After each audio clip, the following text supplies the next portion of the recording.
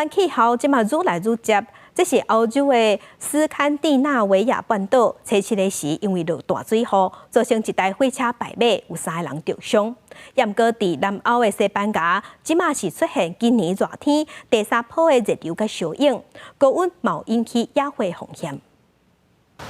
这个有40车厢的火车，伫咧经过瑞典东部乌迪克斯瓦尔一个路段的时阵，突然间败马冰车。这个所在因为低压系统汉斯带来大雨一直冲入，和铁轨路的地基送去，车顶100多位乘客有几多个人受伤送病去。大风加雷公雨造成当地停电，波罗的海加北海几大渡船，也个部分的空中运输拢停来。挪威暂停部分的铁路服务，几多场卡球赛也延期。瑞典加挪威气象专家发布上悬顶级的红色警戒，未来1礼拜有几多天会受到影响。一寡所在伫咧刷落来27点钟久内落的雨量，将会是以前1个月甚至是1个月以上的量。挪威可能会拄到25年来瑞典是半个世纪以来上严重的大水。 伫边仔的丹麦也出现强降雨，芬兰气象专家讲，这礼拜可能会出现严重的雷公雨。因为西班牙已经开始1礼拜热天气，这是今年第3波。气象专家讲，这边会更加猛，范围更较宽，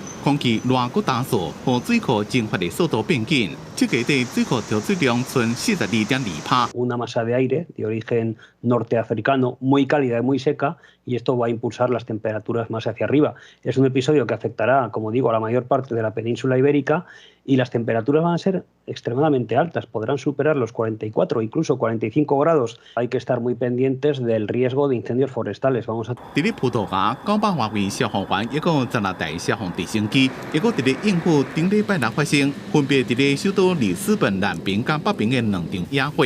当局已经宣布，野火对全国120几个城市造成正大风险。公司新闻黄文玲编辑。